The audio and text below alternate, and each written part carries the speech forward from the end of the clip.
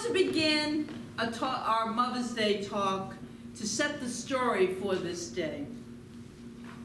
And this is from the book, The Architecture of All Abundance, which was written a number of years ago by Margaret Palagye, a fairly famous mother, as I said last week, mother of pop singer Jewel.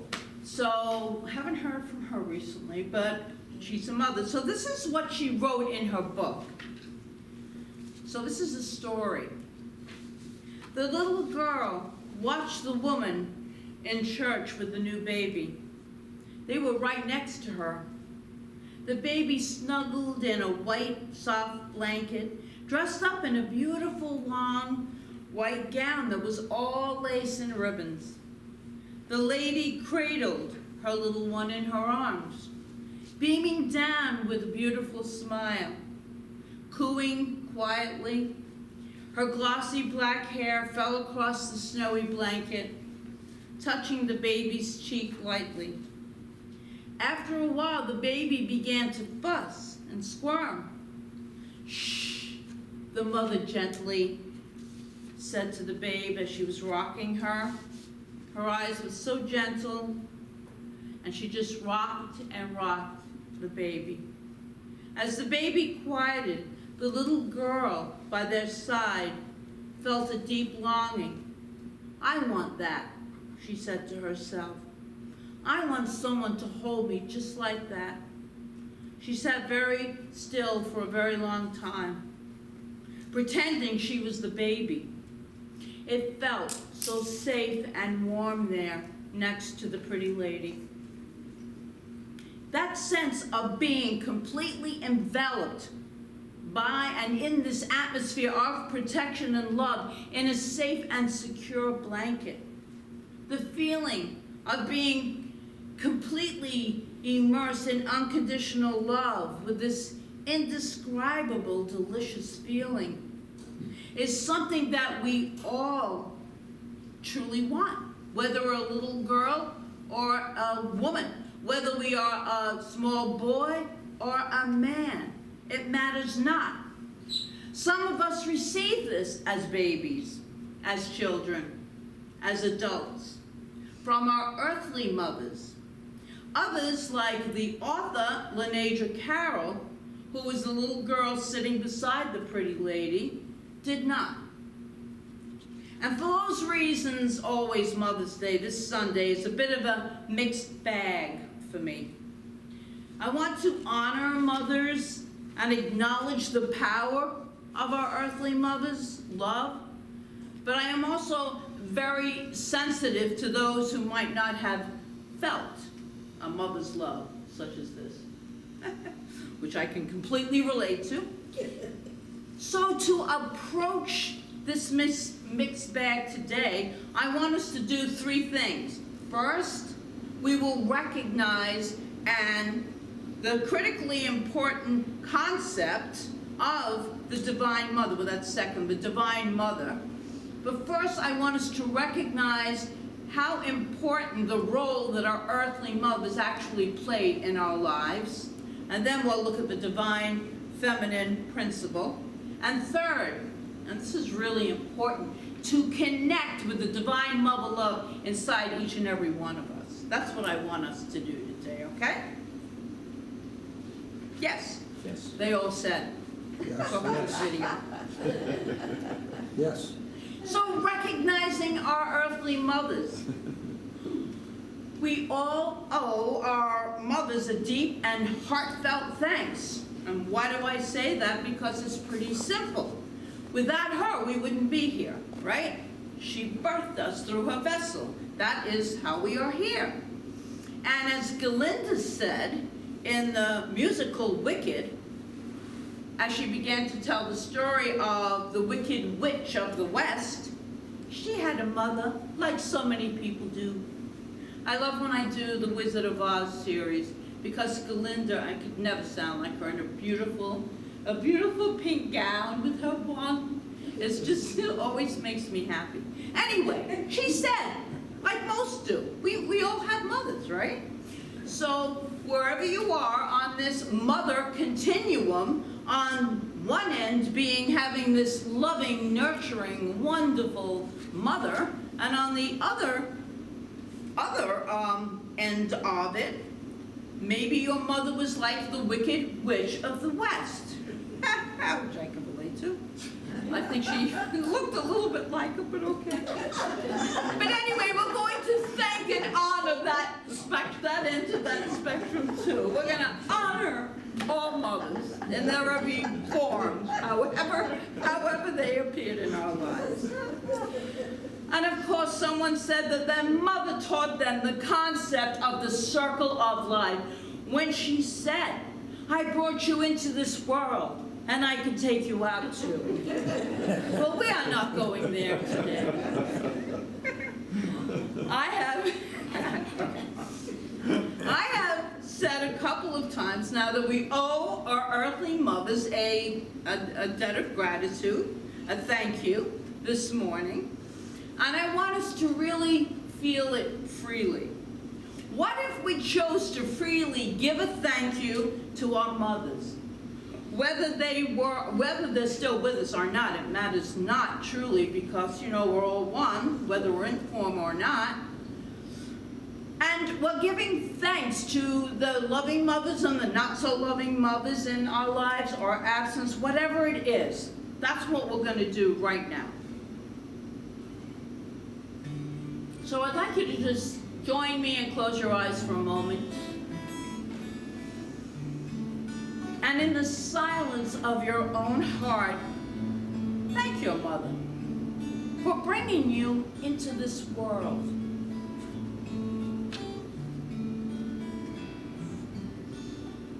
And keeping your eyes closed, what if just this morning we gave our earthly mothers more than a thank you? What if, again, in the silence of our own hearts, we stepped up spiritually? We put on our big spiritual shoes, and we choose to accept her exactly as she is or was. With all her gifts, with all her flaws, just simply loved her. And this will be easy for some and challenging for others. And how about if we just liked her?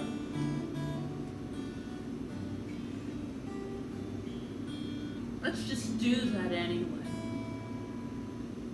And I'm reminded of the poem by Mother Teresa entitled, "Do It Anyway." So the first line reads, this is still in the meditation, "People are often unreasonable, illogical, self-centered. Love them anyway." How about for just a few moments now, we just love them anyway?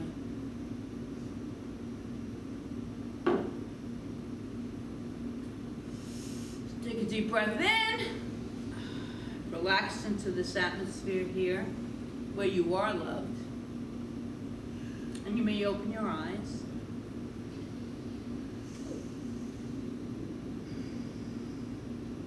Let's take that deep breath again. And remember that you are loved right here and right now. Each and every one of us is loved. And now we're ready to move on. The concept of mother is, however, so much more than our experience with our earthly mothers. And we do it. We do this all for ourselves, and we do a great, grave injustice when we limit our thinking to just one experience. There is, in fact, a spiritual concept, the concept of the feminine principle of the Divine Mother. And we're going to take a look at that. That's the second thing for today, the Divine Feminine. Dr. Ernest Holmes refers to the feminine principle as a universal womb of nature, I love this. Because it is creative and receptive, and it unconditionally nurtures and grows whatever falls into its embrace. Isn't that a softer way, he says, to look at the law that we've ever done before? It is softer. And if you don't know what we talk about when we talk about the law, it is the creative process, which our logo has the circle, and it has the people, that's us, but it has the lines through it. The law would be the center, right? The seed, the soil, the plant. So in that middle section that we call the law, the soul, is the divine feminine. The feminine principle is in that. It is that which gives back what is put into it. And that is what the cosmic divine mother is always attending to. She's attending to creation. It's the creative part of the circle. It's the creative part of the creation process. It grows whatever falls into it. The nurturing of nature, this nature of the universe, is the very essence of unconditional love. The very nature of God, because this is all God, is unconditional love. The cosmic divine mother is always attending to her children in whatever ways serve our highest good.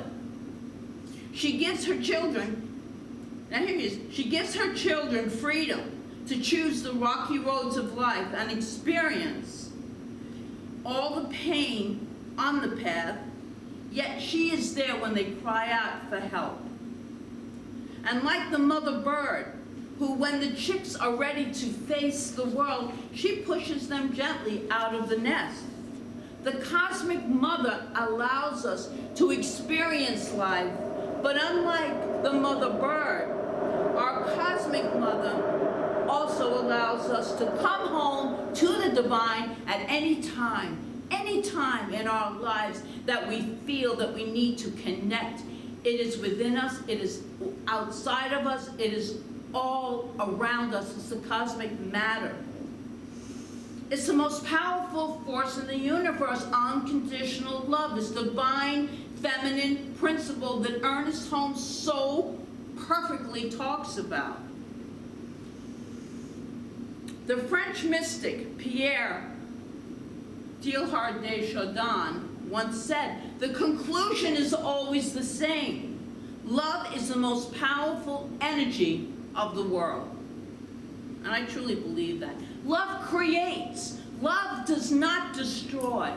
Love creates, always, absolutely. In Science of Mind, he wrote, "Love is the grandest healing and drawing power on earth. It is the sole impulse for creation."